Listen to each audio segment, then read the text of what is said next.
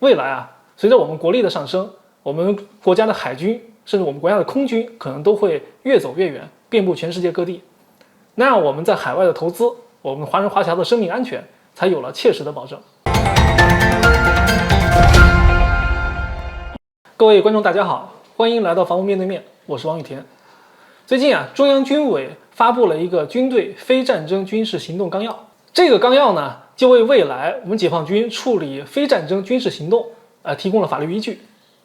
那么未来我们会面临什么样的非军事的军事行动呢？我们有请军事专家王云飞老师给我们讲一讲，我们在海外可能会有什么样的行动需要这个法律来支撑。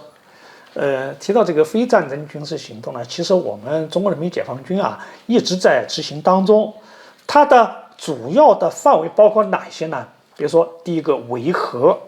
对吧？维和部队，中国现在出的部队是最多的了，超过美国啊，对吧？第二个，人道主义救援，这个我们也参加了很多行动啊。还有，比如说我们的和平方舟号医疗舰，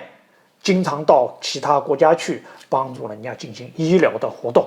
等等等等。其实啊，在平时啊，军队啊执行的任务啊，有可能啊，非战争军事行动啊，比军事行动还要多。毕竟打仗，尤其对中国来讲，它也不是天天打仗，也不是老打仗。大家都知道，中国几十年没有打仗了，所以我们中国军队存在，在很多情况下是要执行大量的非战争军事行动的。而过去呢，我们尽管执行了，但是在这一方面呢，缺少呢法律的支撑。这样的话呢，就对我们呢，在国内的协调行动，以及到国外去执行任务呢，就缺少了一些法律上的支持，所以现在呢，把这个弥补上去了。同时，我们与南太国家10个国家进行了外长的峰会，我们还跟那个所罗门群岛签署了这个安全协议。对啊，有这种安全协议，你比如说，你要把一些保障安全的一些警用的设施运送到这个国家去，那你得有一些法律支撑吧，包括大陆国内要进行相关方面的协调的话呢，也应该有纲要或者是相关的一些条例条令的支撑，那才行。同时，大家还知道吗？我们最近在与几内亚湾20个国家进行了海上安全研讨会。那么，如果说几内亚湾这个地方，如果有一些海上安全的行动需要我们去帮助，当然去的最方便的就是我们的军舰，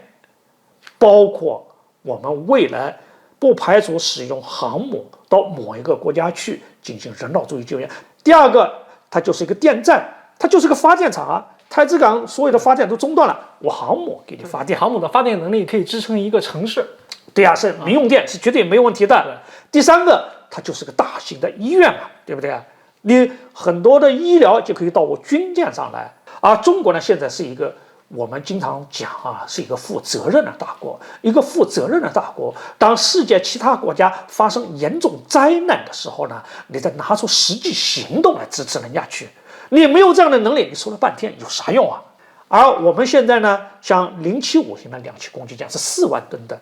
如果要对其他国家、对有些国家进行人道主义救援，这么大型的工程机械啊，以前的医疗设施啊、指挥通信设施啊，都可以通过滚装的方式。你这个国家哪怕你落后也没关系，没有大型码头，我自己就可以下去。我们还有气垫船和登陆艇啊，对呀，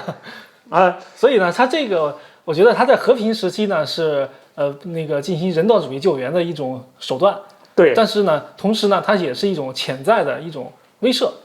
是的，就是如果我们的这个海外利益受到了损失，我们的一艘船在那儿，那么即使它不是执行军事任务，但是这个船存在的本身就是一种威慑。而大家知道吗？咱们中国现在在海外的华人加起来5000多万呢。其实，在过去呢，有的国家发生骚乱的时候啊，华人是一个袭击的对象。如果再发生类似的事件，我们如果在附近有我们的这些大型的船舶存在，那对这些华人华侨进行救援，那就方便得多。过去我们没有这样的能力和手段，当在某一个地区发生大规模的骚乱，杀害我们华侨的时候啊，说句老实话，那个年代只能是以外交抗议为主，或者是外交交涉为主，而自己去处理呢，没有这个能力。那么现在呢，我们有这个能力了。那关于这一部非战争军事行动纲要呢，它的理解呢，刚才王老师呢就已经做了深入的解读。